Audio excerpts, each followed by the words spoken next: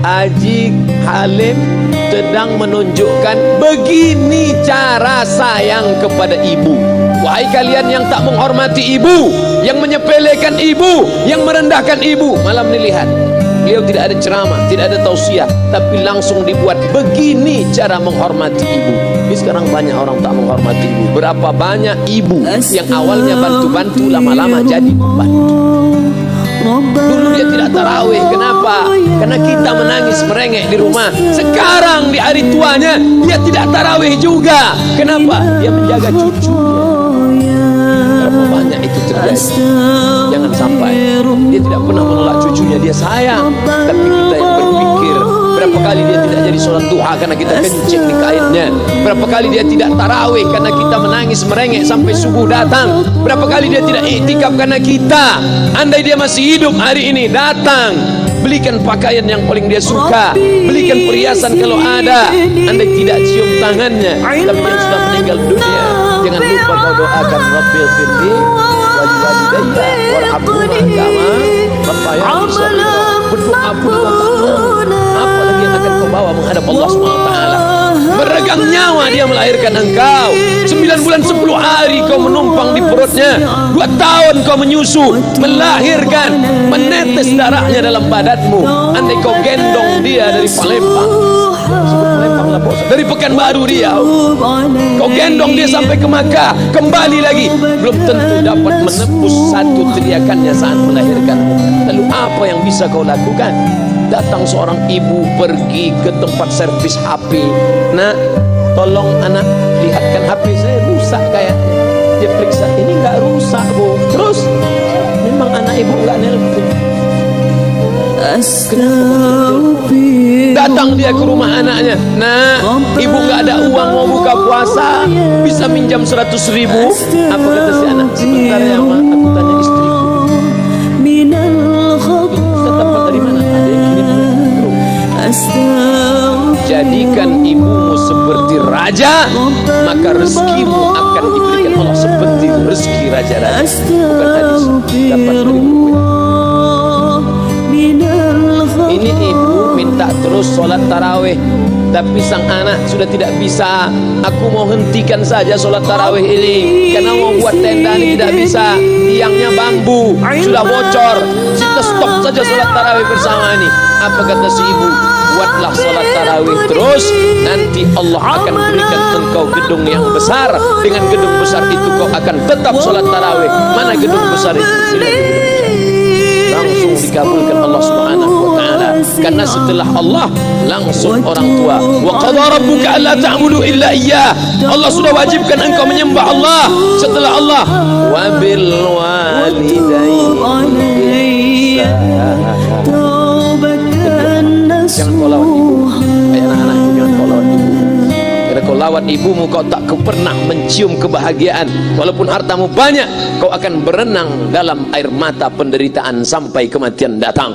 Ada pezina hidup di dunia senang, ada pecandu narkoba hidup di dunia senang, tapi orang yang durhaka tetap dapat dosanya dibalas Allah di akhirat. Di dunia juga dapat. Ustaz, kalau di akhirat dapat, di dunia dapat, untuk apa lagi di dunia? Yang di dunia itu DP-nya. Nanti di akhirat akan kau dapatkan cash-nya. Oleh sebab itu jangan main-main dengan ibu. Datang seorang laki-laki, ya Rasulullah, izinkan aku mati syahid. Karena orang yang mati syahid itu tidak akan merasakan sakratul maut illa kal qars, seperti cubitan pada tangan. Izinkan aku mati syahid, karena kalau aku mati syahid tidak akan ada azab kubur. Izinkan aku mati syahid, karena kalau aku mati syahid tidak akan ada hisab, langsung masuk surga. Nabi bertanya, alaka min ummin, ibumu masih hidup? Ibumu ada di rumah? Ya, ilzam rijlaiha fathammal jannah, urus tapak kakinya, akan kau dapati surga di sana. Tak perlu kau mati syahid, tapak kakinya kau urus, kau dapat surga di sana. Kalau tapak kakinya kau urus dapat surga, apalagi kau urus kepala. Pulang dari sini, urus, mandikan, belikan pakaian yang baik, cari makanan kesukaannya. Kalau dia sudah meninggal, akan kau datang.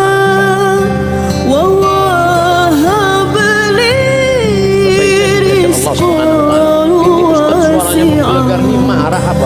Watub alayya taubatan nasuha.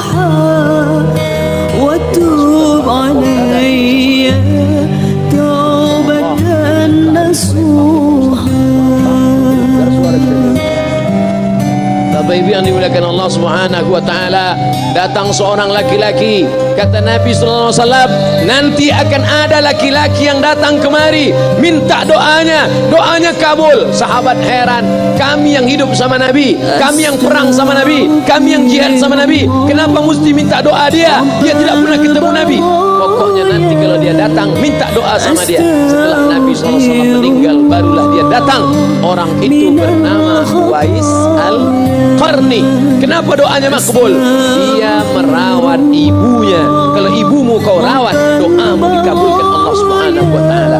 Apa yang kita lihat malam ini adalah buah bakti kepada seorang ibu. Ya Rasulullah, man ahaqqun nas bi husni sahabati, siapa yang paling layak mendapatkan baktiku? Ummuka.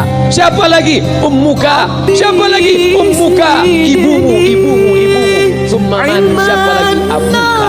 Kami Ustaz Jenderal Bintang 5, alim ulama, kami hanya dapat 1, sedangkan kalian ibu dapat 3.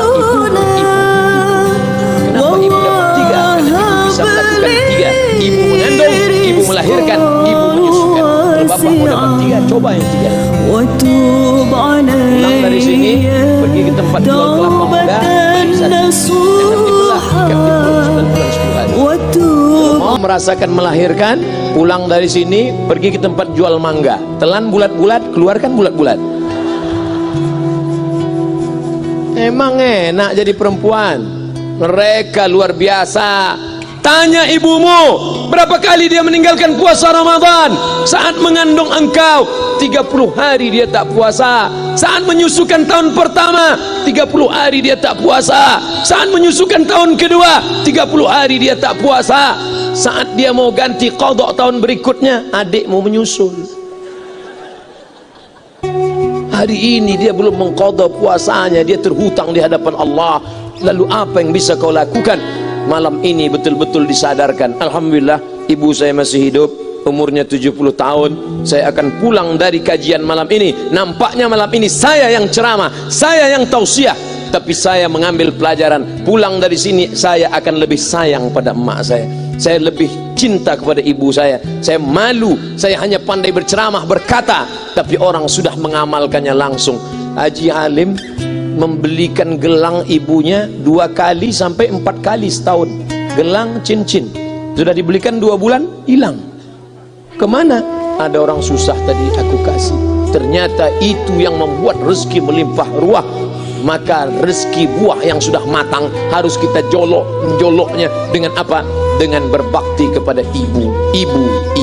Bapak ibu yang dimuliakan Allah, saudara-saudaraku yang dimuliakan Allah Subhanahu wa taala. Ibu ini luar biasa. Sampai ibu, Ustaz jangan nunjuk pakai tangan kiri lah. Oke, pakai kanan.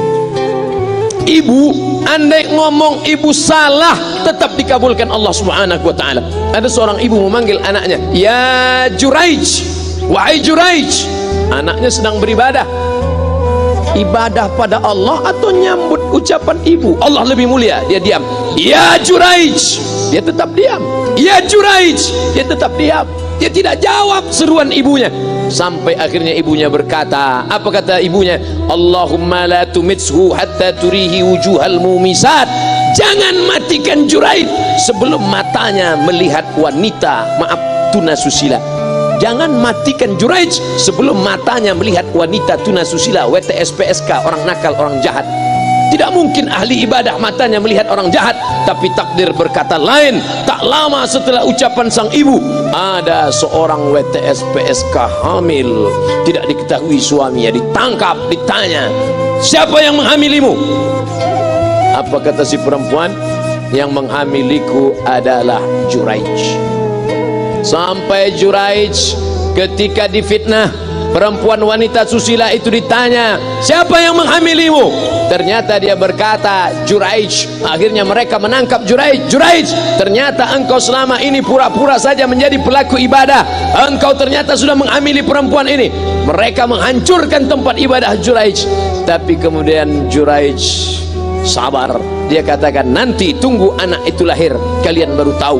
Setelah tak lama anak itu pun lahir. Dan mereka bertanya kepada anak kecil yang belum bisa bicara, "Ya ghulam, wahai anak kecil, man abuka?" Who is your father? Siapa bapakmu? hai anak kecil, siapa bapakmu? Juraij menusuk pusar anak itu dengan telunjuknya. Dia mau tunjukkan kepada orang ramai bahwa dia tidak salah, dia tidak pezina, dia tidak melakukan perbuatan dosa. Ya gulam, hai anak kecil, man abuka, siapa bapakmu? Apa kata anak kecil itu?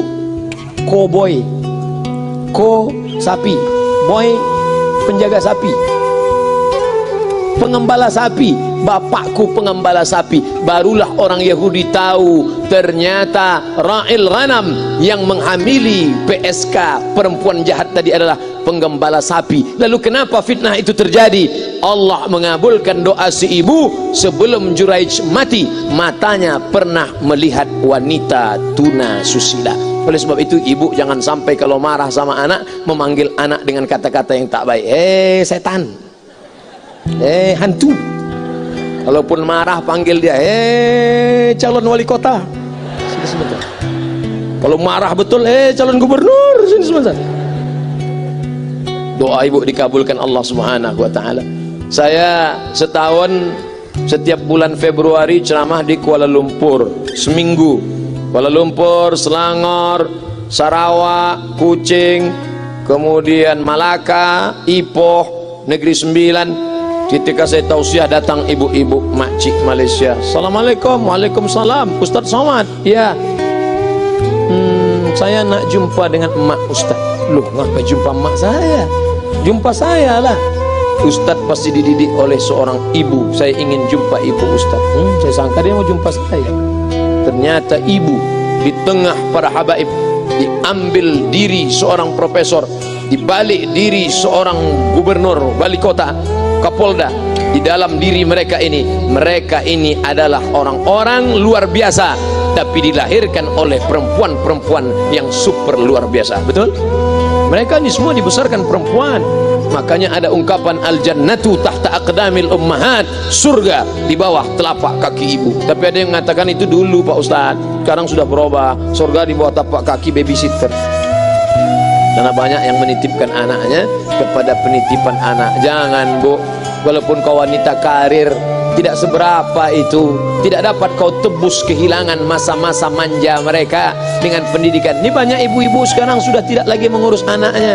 Padahal 6 tahun pertama, the golden age, usia emas, ibu harus ikat hubungan emosional dengan anak. 2 tahun pertama susukan, 2 tahun kedua lompat-lompat, lari-lari, lucu-lucu. 2 tahun ketiga mulai menghafal surat-surat pendek. Umur 7 tahun baru dia sholat. Begitu sekarang banyak. 2 tahun pertama dia titipkan ke Al-Baqarah, sapi betina.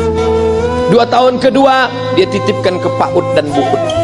2 tahun ketiga dia titipkan ke TK. Akhirnya anak putus kontak. Setelah anak remaja baru ibunya nanya, Ustaz, kenapa anak saya lebih mau curhat sama pacarnya daripada sama saya? Karena anak sudah lost contact, putus hubungan dengan ibu.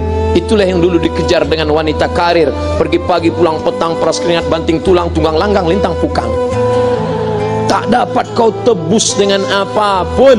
Oleh sebab itu, kalau kau sayang kepada mereka, besarkan mereka. Nanti setelah dia SMP, kau tetap bisa berkarir, tetap bisa apapun. Tapi usia emas ini tetap jaga mereka. Di balik anak-anak yang luar biasa, ada ibu yang luar biasa. Di mana letak ibu luar biasa itu? Inilah dia, ibu-ibu.